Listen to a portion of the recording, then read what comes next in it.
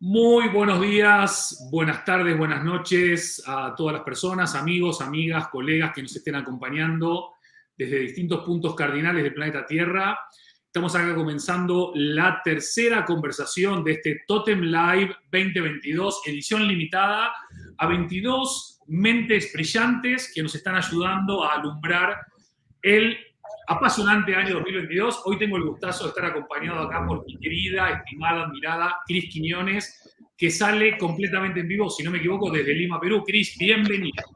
No, gracias Andy, es un lujo estar contigo y gracias muy bien por la oportunidad de compartir con tu audiencia. Además, yo soy una seguidora de tu trabajo, de muchos años, de tus libros, de Totem y la verdad que es un placer estar contigo. Gracias.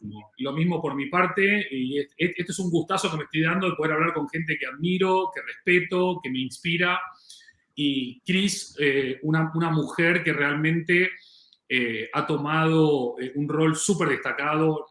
Ella está en el mundo de los insights, pero en realidad, como no me gusta hablar de biografías ni de currículums al principio, porque si no condiciono a las personas, ustedes inspírense, abran la mente y aprendan de una mujer extraordinaria. Al final de todo, contaré más sobre ella. Cris, una pregunta obligada es, ¿cómo te estás preparando para el año que viene? ¿Estás con ilusión, con emoción? ¿Lo ves con pesimismo? ¿Lo ves con optimismo? Bueno, me imagino un poco por dónde vienen los tiros, pero me gustaría que nos lo compartas. Es un año que creo que viene con una ilusión de ver cómo va a ser esta posnormalidad ya, digamos, con las dos vacunas, digamos, con la situación más o menos amainada a nivel sanitario. Pero en nuestros países, por lo menos en Latinoamérica, estamos viviendo pandemias políticas y socioeconómicas muy fuertes, ¿no? Entonces creo que Chile está en elecciones, Colombia está el próximo año, Perú ha pasado una elección recientemente, entonces, digamos, en la región donde me muevo, en la región andina, estamos todos en una situación de expectancia todavía que creo que sí genera nuevos retos, ¿no? Porque esa inestabilidad ya no es sanitaria, sino tiene que ver con polarizaciones ideológicas, tiene que ver con nuevos órdenes sociales que también, ¿no? Entonces yo sí creo que hay todavía una expectancia que todavía es retante y es desafiante, diría, para nuestros países, ¿no? Hay una cosa que llama positivamente la atención, pero que no deja de ser un poco rara, por extraordinaria, digo, que es que vos en los últimos meses, quizás años, pero sobre todo en el último año, te expresaste mucho políticamente en redes sociales, Sí, dejaste abiertamente tu contento y tu descontento, tus aprobaciones y sí, desaprobaciones, y asumiste un riesgo, porque al final del día, cuando uno se manifiesta, asume el riesgo de ganar, pero también de perder. Eh, ¿Cómo fueron las reacciones, las consecuencias, los resultados de manifestarte así abiertamente en cuanto a la situación concretamente de Perú, ¿no? Yo creo en un SEO más activista, creo un rol más de ciudadanía, creo que las empresas no pueden ser indiferentes en una situación social en la que vivimos. De hecho, mi último libro, Estrategias con Calle, del 2019, ya lo advertía, ¿no? Yo hablaba mucho, soy psicóloga social, ¿no? No puedo evitar no entender de mindset colectivos, entender el clima social, leer a las personas, pero en su, digamos, en su fragilidad o fortaleza y lo que estaba pasando en nuestros países nos obligaba a tener una postura, ya no, ¿no? Y creo mucho en eso.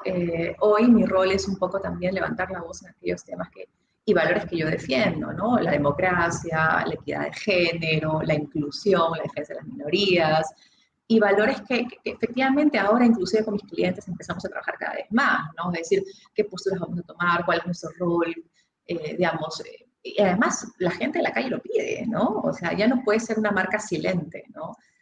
Hay situaciones digamos, no puedes ser indiferente. El silencio no es una opción, ¿no? Creo que te toca tomar postura frente a temas y yo he ejercido un rol, sí. Algunos me dicen, pues, pero estás corriendo un riesgo, no te conviene, no te conviene, tus clientes. A ver, yo soy así, detrás y fuera, siempre, ¿no? Y sí, puede ser que haya algunos riesgos, pero me siento tranquila con mi conciencia, ¿no? Y siento que de alguna manera es impulsar algunos cambios sociales en los que creo y los que defiendo, ¿no? Y creo que son temas universales, son temas humanos, ¿no? Y claramente mi país ha venido viviendo una situación muy, muy difícil, Perú, ¿no? Y la sigue viviendo, ¿no? Entonces, nada, nos toca levantar la voz.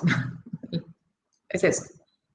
No, no, bueno, tú sabes que el Totem también tiene que ver con el comprometerse, con ser transparentes, con el tomar posiciones, Sí. el ser valiente en el sentido de, oye, no hay nada que esconder, what you see is what you get.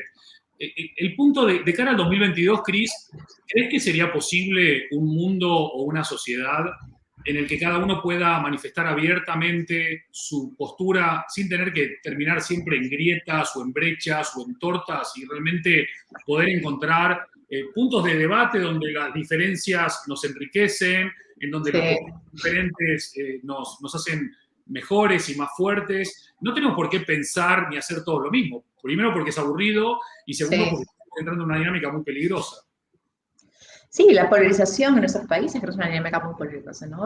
Creo que que la riqueza está en el diálogo, en el debate, ¿no? Inclusive en encontrar la diferencia. Creo que la diferencia nos enriquece, coincido contigo, Andy, en ese sentido.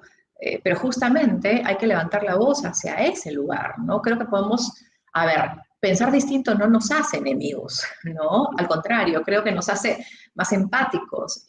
Y las diferencias sociales en nuestros países son tan brutales entre las diferentes clases, ¿no? Las clases de élites que pueden estar muy divorciadas de esa calle real, ¿no? Que, digamos, con personas inclusive de otra cultura, somos países multiculturales inclusive, hablamos lenguas distintas, provenimos de entornos socioeconómicos distintos, entonces esto de la base de la pirámide, yo siempre he tenido esto que viene de las multinacionales, ¿no? Yo vengo de una multinacional también, antes de formar mi compañía, ¿no? Entonces hay que entender low income consumer, base de la pirámide, no jodan, pues ya no existe eso.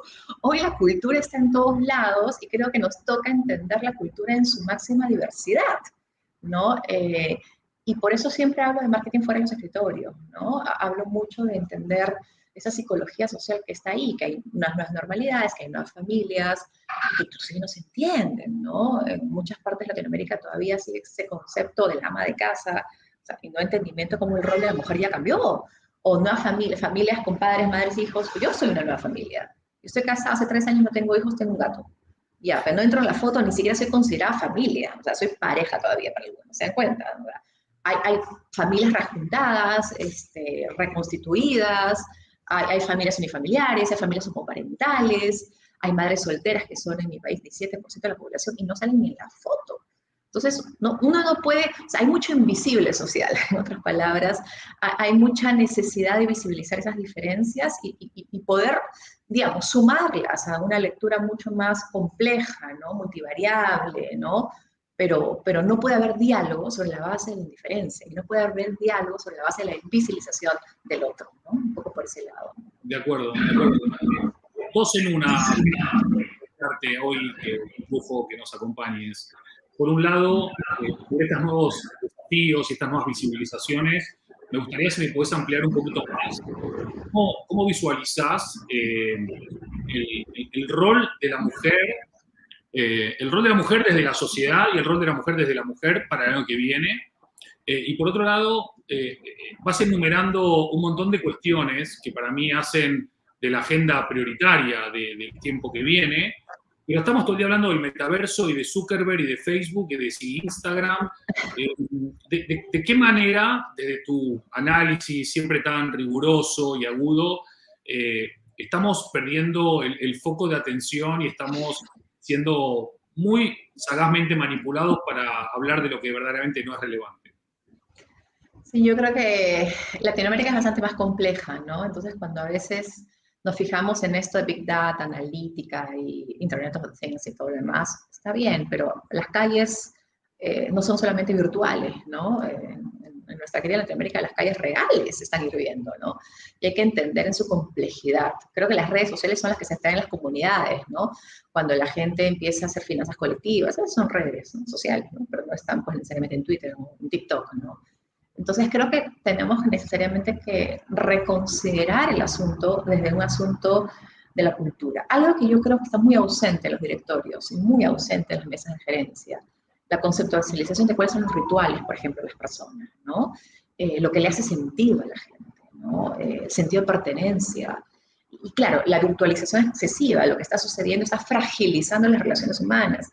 al punto hoy que los equipos laborales tienen un tremendo desafío, ¿no? El no vernos la cara, el no poder sentirnos. Latinoamericanos somos muy de tocarnos, ¿no? De besarnos, de abrazarnos, de apapacharnos, ¿no? Y entonces esa ausencia nos está generando pasivos psicológicos, y acá hablo como psicólogo, o sea, siento que hay una fractura tremenda en la salud mental de las personas, de los colaboradores e incluso en la salud social, ¿no? Y esa fractura nos obliga a los líderes empresariales a tener otro tipo de apuesta, ¿no? Yo, por ejemplo, tenía una en mi oficina, yo dejé la oficina física, me costó mucho dejarla, y Camilo Herrera me dijo, Cristina, tú no eres, Consumer Truth no es una instalación, es una institución. Ese insight a mí me ayudó muchísimo a quemar mis heridas y mis lágrimas, porque claro, yo tenía una oficina que parecía Google, que tenía digamos, para lugares de agilidad, escribir en la pared, pastito, toda esta cosa, ¿no?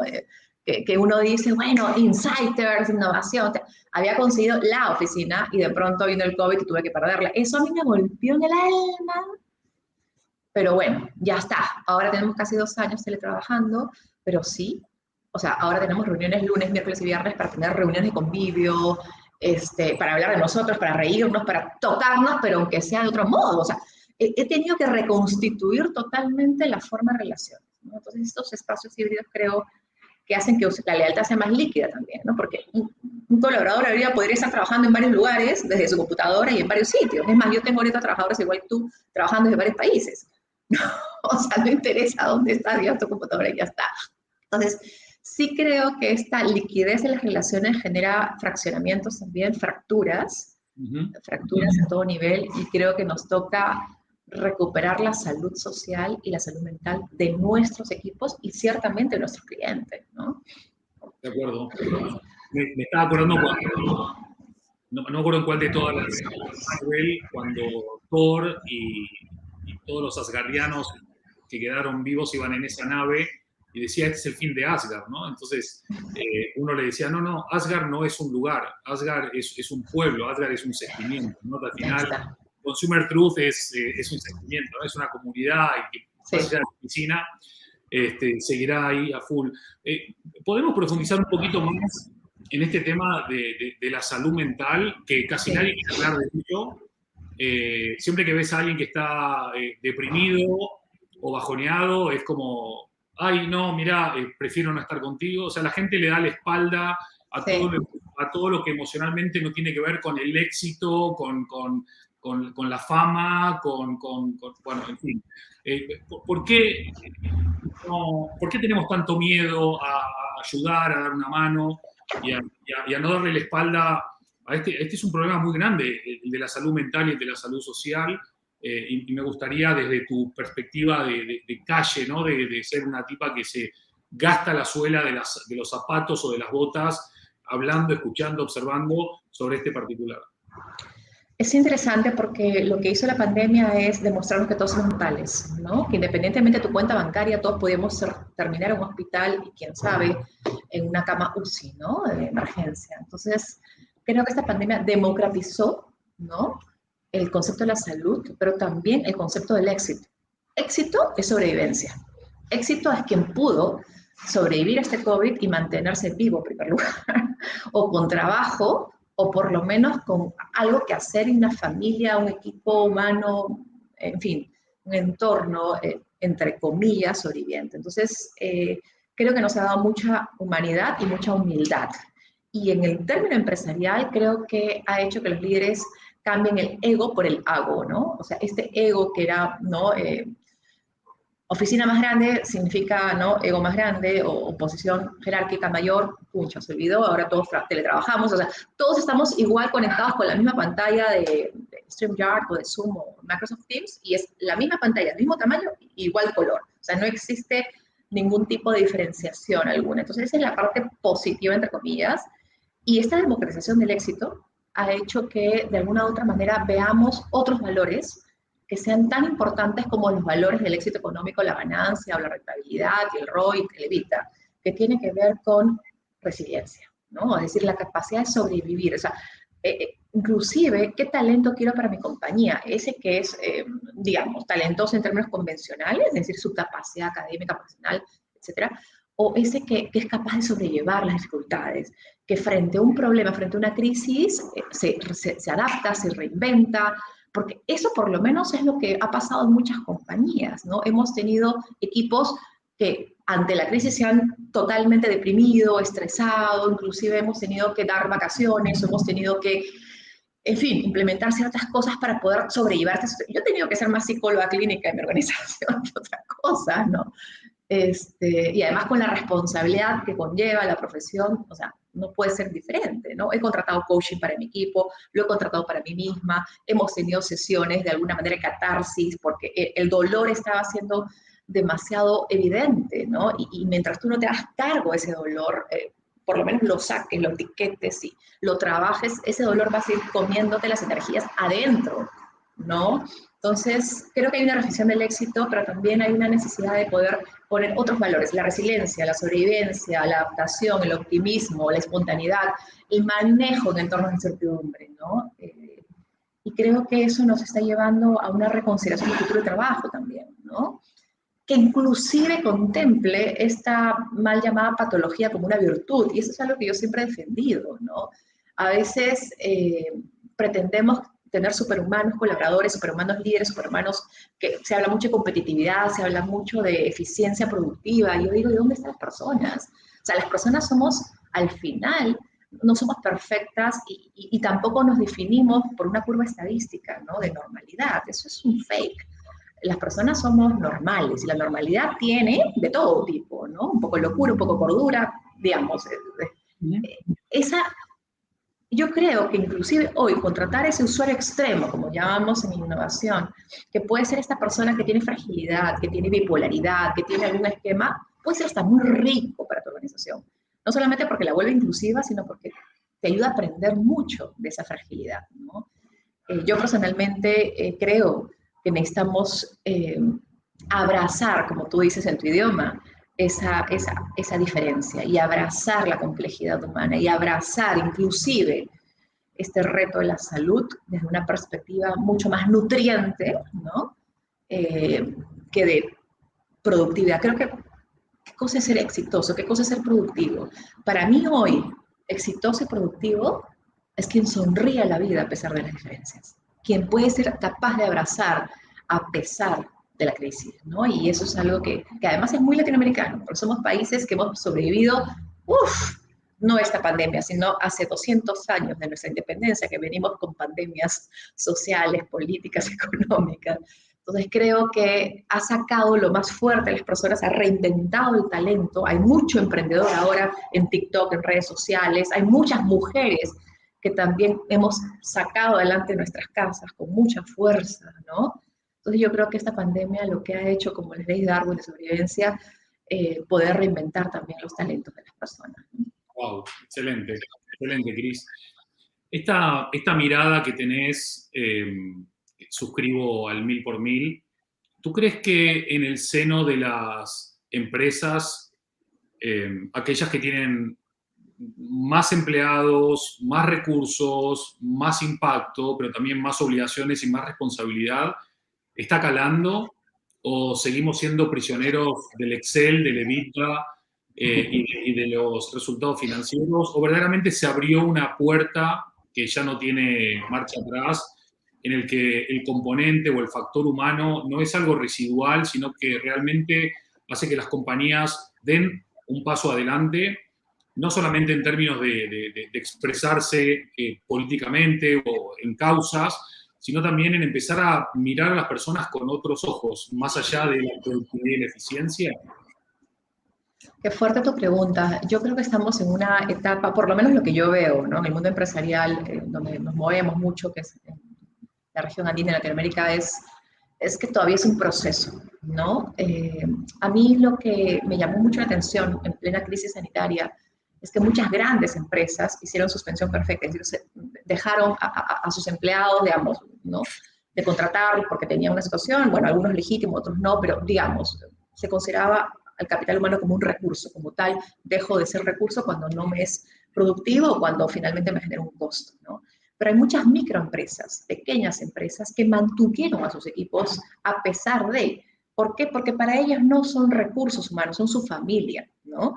Es decir, son personas con las que han establecido lazos más allá de los laborales y terminan siendo estructuras de comunidades mucho más fuertes, entonces se protege finalmente, ¿no? Entonces, eso me llevó mucho a pensar qué cosa es la grandeza en una compañía, o qué cosa es ser grande en una compañía. El tamaño empresarial, el EBITDA, la rentabilidad, el número de operaciones, los activos y el patrimonio, o la grandeza está justamente en proteger lo que más importa, que para mí es las personas, ¿no? Creo que el capital humano puede ser tan o más valioso que el capital económico. Lo he pensado desde siempre, lo pienso más ahora. A mí me tocó proteger a mi equipo, inclusive yo y mi marido, que somos los dueños de la compañía, dejamos de cobrar 2 meses.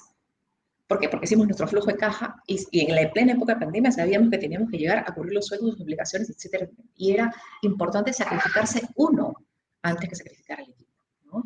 Y creo que hay muchos empresarios que hicieron lo mismo, ¿no? Y creo que también, más allá del tamaño de la empresa, algunas empresas tuvieron ese tipo de, digamos, de apuestas por su gente, ¿no? A mí la pandemia me unió mucho a mi equipo, muchísimo, ¿no? Porque lo primero que a mí me provocó es proteger inmediatamente lo que más vale, ¿no? Y creo que al final eso redunda, porque tu equipo se da cuenta del sacrificio que hace finalmente el líder empresarial y te devuelven esfuerzo, en trabajo, en sacrificio, ¿no? Yo el 2020 vendí casi lo mismo que el 2019 en plena pandemia, por el esfuerzo en mi equipo, 98%. Y así un montón de empresas. Yo creo que finalmente esto es una lección de humildad, de humanidad, ¿no? De fragilidad. Y creo que las crisis a veces, ¿no? Las tragedias conllevan cierto tipo de oportunidad y esta es una de ellas, ¿no? Mirarnos la cara como seres humanos. No podemos ser indiferentes frente al dolor, no más. No podemos ser indiferentes frente a esta situación, ¿no? Y creo que aquí los líderes empresariales tienen y tenemos una gran obligación. Y esta obligación tiene que ver con 3 cosas. Una que es empatía, ¿no? Y la empatía que no es simpatía, pues, ¿no? Porque nos procuramos mucho de reputación, de vernos bien la cara, de relaciones públicas. No, empatía de verdad. Esa que no sale en la foto, esa que no tiene que ver con una nota de prensa, esa que no tiene que ser pública inclusive. Empatía real y legítima por nuestras comunidades, entornos e incluso sus equipos. 2, tiene que ver con la aceptación de la diferencia, ¿no?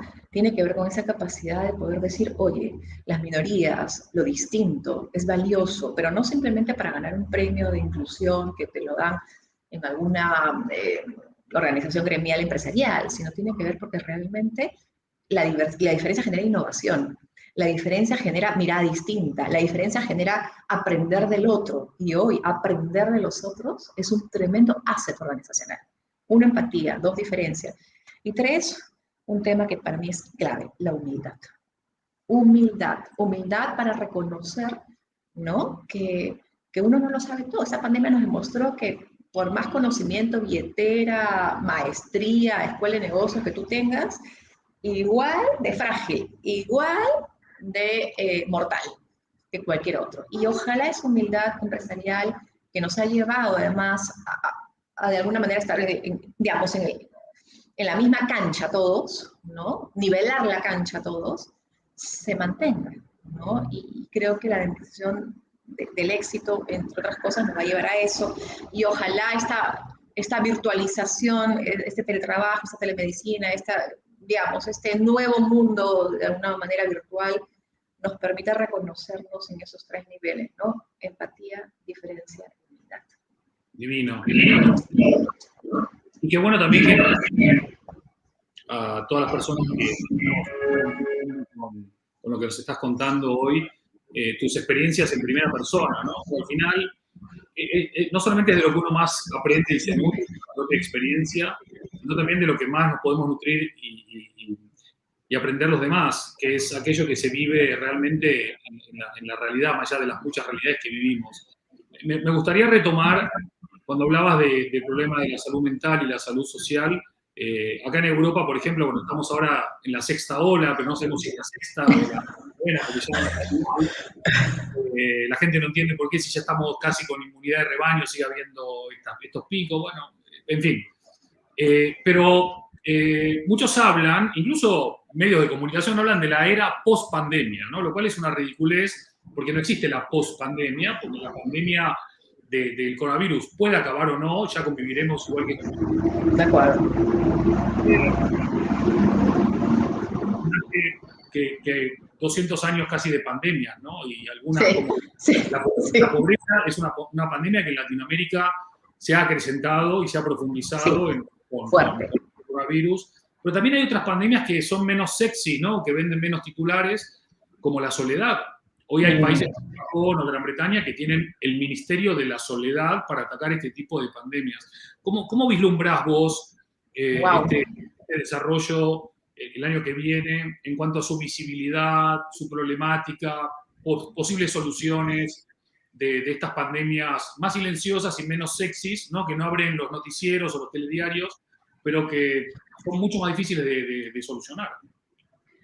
Se habla de Burnout Society, ¿no? Una sociedad que quemó de individuos mucho más cansados, solitarios, depresivos, estresados, tasa de suicidio aumentando y, claro, el silencioso virus de la soledad, como tú dices, ¿no? Y efectivamente, ¿no? También uno puede notar eso, ¿no? Digamos, en la calle, lo puede notar muy fuertemente, ¿no? La gente está pasando por una situación fuerte en lo psicológico. Yo diría que el impacto es tan brutal que va a obligar a las empresas a poder generar algunos mecanismos para poder ayudar en esos términos, algún seguro, pues siempre la salud mental estuvo siempre de lado, ¿no? Cuando tú decías voy al médico, voy al psicólogo, que estás loco, ¿no? Era como que uno decía, estoy dispuesta a pagarle un médico, y a mí me toca porque soy de la profesión, ¿no? Pero nadie está dispuesto a pagarle un psicólogo, además para que te hable, te dice, ¿no? Para el chamullo. ¿Para qué le vas a pagar para que te hable, no? O sea, la desvalorización de la palabra, ¿no? En otras palabras, ¿no? Porque si no hay una medicina, digamos, hasta el psiquiatra le quieres pagar, pero al psicólogo no, porque el psiquiatra es un médico y por lo menos te receta una medicina, entonces se justifica el precio. Pero el psicólogo que te escucha, que te habla, que creen que está, pues, perdiendo el tiempo contigo, ¿no? Entonces, o sea, hay una desconsideración justamente en la relación humana. Y esta soledad claro, también es el impacto de no vernos, ¿no? De estar encerrados todos físicamente. El encierro genera sensación de soledad. Por más cerveza que tú te tomes y chocolate que comas, no hay sensación de libertad, inclusive. O sea, el consumo no te da una sensación de libertad, ¿no? Y todavía está sucediendo algo que yo noto muy fuertemente en las familias, que es este efecto de inercia. La gente a veces tiene miedo a salir. Lo de afuera se ha convertido en eso externo peligroso, amenazante. Estamos como refugiados en la cueva, como en el búnker, ¿no? En el útero materno, diría yo, ¿no? Sintiéndonos más seguros en esa sensación de familia o comunidad o vecindario. Y creo que va a tocar tiempo a que la gente pueda restaurar esas relaciones de normalidad y poder abrazar esa valentía de recorrer, arriesgarse a nuevos terrenos, digamos, ¿no? A explorar nuevos terrenos, si quieres, pero en esos términos, ¿no? Creo que es una responsabilidad de los estados, de los gobiernos, también de las empresas, pero también es una responsabilidad de las propias personas, porque la salud mental es una responsabilidad tuya. Tú tienes que darte cuenta cuando estás realmente en una situación de soledad y hacerte cargo de eso y buscar las ayudas correspondientes. Va a haber una tremenda, yo diría, boom de los coaching, de los mentores, de los psicólogos, de los, inclusive de todas las terapias alternativas que en Latinoamérica somos pues campeones, ¿no? De mariposas, por honguitos, por terapias en mi país, chamán, la tierra, la pachamama y los incas y ¿no? O sea, yo noto que hay una revaloración de todos estos rituales místicos, espirituales, que no tienen otra cosa más que la necesidad de poder recomponer el equilibrio, porque lo que hemos perdido es el sentido de equilibrio, el centro, ¿no? Estamos, en todos los sentidos, en la política también, ¿no? Hemos perdido el centro, ¿no? Estamos derecha, izquierda, no, centro, ¿no? Hemos perdido el centro porque estamos entre una situación donde ya no compartimos el espacio físico de la oficina y el espacio físico del hogar, teníamos como dos ejes, anclas, ¿no? Ahora estamos como en el mismo lugar siempre y de alguna manera podemos tener reuniones en Johannesburgo o no sé, en lo que sea. Entonces sí creo que nos va a tocar esta sensación de soledad, reconvertir la introspección. Y esa es la parte positiva que yo le veo. Hay mucho de mundo intimista ahora, lo estoy notando mucho en los jóvenes, que como no podían salir y no podían ir a la discoteca ni a los bares, se les perdió el mundo social externo, se dedicaron a hacer canciones, a escribir, a estar en Twitch, en YouTube, a crear. O sea, hay un mundo, el otro día lo averiguaba con un cliente que nos, veamos, el desafío del cliente es, ¿qué va a hacer con la euforia? O sea, el mundo, o sea, cuando se termine, según uno, se termine, ¿qué va a pasar, no? Con el consumo, con la... Es que la gente ya está creando, no necesita salir para crear. O sea, a ver, la energía no tiene que ver con moverse físicamente. Hay una energía mental donde tú puedes crear estando en tu mismo lugar y en tu misma silla. Y los jóvenes hoy están creando mundos alternativos impresionantes. Entonces, el arte, el graffiti, la creación intelectual, el escribir, el mundo, ¿no? Yo diría la música va a afrontar. Y creo que esa es una forma de catarse. La gente escribe y de alguna manera pone su dolor en eso otro. Y creo que hay una terapia del arte también que creo que es importante. Y nos podemos hacer cargo de eso buscando espacios, caminos, y una reconexión con nosotros mismos y con nuestro sentido de propósito, ¿no? ¿Qué es lo que queremos? ¿Hacia dónde vamos? O sea, porque estas tragedias, y yo soy la convencida de que las tragedias te dan oportunidades, inclusive en lo psicológico. A mí esa tragedia, te lo digo en lo personal, a ti, me destruyó, ¿no? Yo tuve coaching y recién, siempre, ¿no? Vengo un año de coaching, ¿no? En lo personal, y contraté coaching para mi equipo, ¿no? Ha sido muy fuerte para mí, pero he aprendido muchísimo, muchísimo en ese sentido, y creo que si no hubiera tenido esta tragedia tan fuerte, no hubiera aprendido lo que hoy aprendí. Así que yo le agradezco a la pandemia el haberme golpeado, porque creo que también me enseñó muchísima fragilidad, muchísimo a darle importancia a lo que realmente es importante. Y para mí ahora el crecimiento económico sí, pero el crecimiento humano, el capital humano, las relaciones humanas, el abrazo, el recomponerte, tiene un valor tremendamente inmenso. Y lo que al final hace que los individuos sobrevivan, que las especies sobrevivan, es la resiliencia, ¿sí? Es eso, es afrontar, es, como decimos en Perú, apechugar nomás, o sea, métele el pecho a los problemas, ¿no es cierto? Y creo que esa es la valentía que nos ha dado a muchos, digamos, con dolores, con heridas, porque yo he salido pero con dolores y con heridas, no, como muchos, ¿no? Pero acá estoy, pues, lamiéndome las heridas, mirándote la cara. Qué grande, Cris. Acá inspirándonos y también entrando ahora en la recta final de esta conversación tan linda con vos, tan inspiradora, tan emotiva también, porque vas directamente a la tripa. Y está bueno no hablar de superficialidades cuando lo que hablamos es de lo humano. En la recta final, Cris, una de las cosas que me gustaría preguntarte, el año pasado hablaba con un grandísimo autor argentino, Marcos Aguín, en medio de la pandemia, hablando con él sobre qué íbamos a aprender de la pandemia, y él, entre muchas cosas interesantísimas que me dijo, el gran problema del ser humano es que tenemos muy mala memoria, Andy.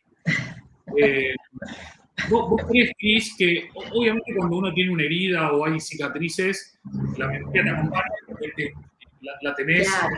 te lo recuerda, ¿no? Pero cuando la herida no es visual, vos me vas a decir, no, lo emocional trasciende mucho más que lo físico, y yo estoy de acuerdo contigo, ¿no? Pero a veces necesitamos esos recordatorios para no olvidar qué hemos aprendido, qué lecciones hemos recibido. ¿Tú crees que la sociedad ha tenido este viaje de introspección, de desarrollo, de dolor y de crecimiento que tú has tenido? ¿Es extrapolable a abrir una puerta de esperanza de que todo va a ser un poquito mejor? Quiero creer que somos un poco mejores seres humanos de los que éramos antes. Quiero creer que podemos ser más empáticos, más humildes y mucho más resilientes de lo que éramos antes.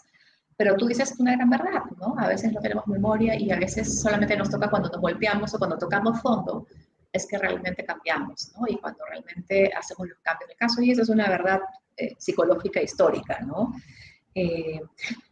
Siento que es algo que nos puede ayudar más bien a establecer mecanismos para seguir contactándonos con la realidad. Y algo que a mí me gusta mucho decir es la calle. Esta calle que hoy nos invadió y que copó todos nuestros espacios laborales, empresariales, debería ser parte más bien de nuestro día a día. Pisar la calle es un ejercicio de humanidad también, ¿no? Entonces yo invito en general a líderes empresariales, en general profesionales, trabajadores, a no desconectarse de esa realidad, ¿no? Y creo que cuando digo pisar la calle es un ejercicio de entender al otro, ¿no? De sentir al otro, de empatizar con el otro, de escuchar el dolor del otro, ¿no? Porque se habla mucho de los pains y los gains, pero se habla de una perspectiva muy superficial a veces, ¿no? Cuando uno hace innovación, design thinking, Scrum y todas estas metodologías que conocemos, descubre los pains del usuario, ¿no? Y luego los pones en un lindo PowerPoint, user persona y te olvidaste. Y además es un ejercicio de escritorio porque ni siquiera saliste a la calle, o sea, lo hiciste totalmente desde Mura, lo miró. Entonces, creo, insisto, pisen la calle, carajo. O sea, salgan de los escritorios, ¿no? Ahora que ya tenemos vacunados, con mayor razón, vayan a una comuna distinta a la suya, tómense un autobús, un bus, no sé, un transporte público, recorran la ciudad, conozcan el lenguaje, conozcan la cultura popular, conozcan los rituales, conozcan el lenguaje de la gente real. Porque creo, ¿no? Más allá de ser Europa o Latinoamérica, creo que el mundo que se nos va a presentar en complejidad hacia adelante requiere esa humanización que tú cuentas además en tus libros, Andy Totem y demás, que tiene que ver con entendernos, ¿no? Reconocernos. Y es algo que yo encuentro a veces muy difícil en el mundo de hoy, ¿no? Tenemos tendencia cada uno a pensar que nuestra verdad es la única verdad y que se puede imponer en el resto. Tenemos a pensar, además, esta polarización que estamos viendo cada vez más fuerte en nuestros países obedece justamente a la incapacidad del diálogo, ¿no? Yo no puedo dialogar con el otro porque de plano siento que el otro ya está equivocado, pero ni siquiera me doy el intento de escucharlo. Ojo, escucharlo no para pensar en qué contestarle, sino escucharlo para abrirme a otra mirada, a otra visión. Y eso es lo que, mira, en esta pandemia, inclusive en el Perú, ha habido un fraccionamiento político tan grande que hay amigos que se han perdido por WhatsApp, hay gente que se ha peleado por temas, ¿no? Lo que nunca antes había pasado, ¿no? Que es que esta polarización ideológica te ha obligado a perder el centro de la ideología. Entonces creo que para no perder el centro, hay que saberse no centro del mundo, ¿sí? ¿No? Hay que descentrarse. Y ese descentramiento te obliga a pisar la calle y te obliga a humanizarte y te obliga a desnudar tu mente, ¿no? Y te obliga a reentender al otro desde la posición del otro. Y pisar la calle para mí es una visión, no es un libro. Y es una visión humana. Ole, Cris, para terminar, que estamos 31 de diciembre del año 2021, casi la medianoche, están sonando las campanadas, tenés la copa levantada, tenés a toda la gente que nos acompaña de Perú, de España, de Argentina, de Uruguay, de un montón de lugares, y dejando al lado, no por menos importante, sino porque los damos por obvio, ¿no? Los deseos de salud, amor y todas esas cosas. ¿Cuáles son esos 2 o 3 deseos que te gustaría compartir con la humanidad de cara al año que se viene, que es el 2022? Uy, de verdad, te lo digo de verdad, sin asco, sin anestesia. Calzón y tal. Políticos más decentes en nuestros países, uno, ¿no? Que realmente tengan legítimo interés por servir a la ciudadanía y no por servirse ellos mismos. Yo creo que eso es bien utópico para el 2022, pero bueno, espero que los próximos 5 años, pero lo quiero. 2, una mayor solidaridad colectiva, ¿no? Pensar más en los demás y pensar menos en nosotros mismos, o pensar también en los demás a todo nivel. Y 3, líderes empresariales más humildes, más empáticos, con otra definición del éxito. Y ciertamente que no miren por sobre el hombro al pequeño, o sea, la pequeña empresa, el pequeño consumo, el pequeño ciudadano, esto que para mí me choca tanto, ¿no? Cuando se habla de pymes o micros, ¿no? Siempre tamaño, ¿no? Que el tamaño no sea nunca más una limitación para entendernos, para dialogarnos, para abrazarnos, que el tamaño de nuestra cuenta bancaria, que el tamaño de nuestra edad, que el tamaño de nuestra empresa, que el tamaño de nuestras, en fin, ideas, no limite la capacidad de diálogo, ¿no? Y nos permita a todos entendernos. Nada, eso es. Salud, salud. Salud. Que se te cumpla. Así es también. En el 23, pero que se cumpla. Damas y caballeros, queridos amigos y amigas, Cris Quiñones, completamente en vivo desde Lima, Perú, una mujer bárbara, una profesional extraordinaria. Ahora, cuando termine la grabación, voy a poner su bio acá abajo para que vean qué pedazo de carrera y de trayectoria y lo que queda. Ojo, es increíble lo que se ha hecho, pero mucho más lo que queda por hacer. Cris, un abrazo enorme para vos, para Carlos, para el equipo, para todos los amigas de Perú, los quiero mucho. Que vengan tiempos mejores y sigamos haciendo, ¿no? Sigamos creando una realidad, por lo menos, afín con esos valores de humanidad, de empatía, de solidaridad que mencionabas. Para cerrar esto, cámaras y micrófonos, todos tuyos. Gracias, Andy, a ti y a tu equipo. Digamos, te conozco de mucho y siempre me parece un tipazo, ¿no? Alguien que te abrace de verdad. Cuando nos hemos venido acá a Lima, nos hemos tomado un pisco sour, nos hemos, bueno, en México también nos hemos, bueno, en fin, Latinoamérica en general. Algo que siempre me gustó de ti es tu palabra abrazo, y creo que más que nunca la recuerdo. Te abrazo muy fuerte, a ti y a todo tu equipo, porque creo que estás haciendo una labor fundamental en darnos a todos un recordatorio de lo que es la humanidad. En tus libros, con tu empresa, con tu vida, con tus artículos periodísticos, y para mí es un honor haber sido invitada a este Totem Live. Y nada, que la vida se te cumpla todos tus deseos también. Un abrazo fuerte. Muchas gracias, Cris. Y muchas gracias a todos. Un abrazo muy grande. Queda grabado para que lo vean una y mil veces y disfrutan y aprendan de esta pedazo de mujer. Un abrazo grande. Saludos a todos. Nos vemos en la próxima edición de Totem Live, edición limitada. Cuídense, sean felices. Adiós.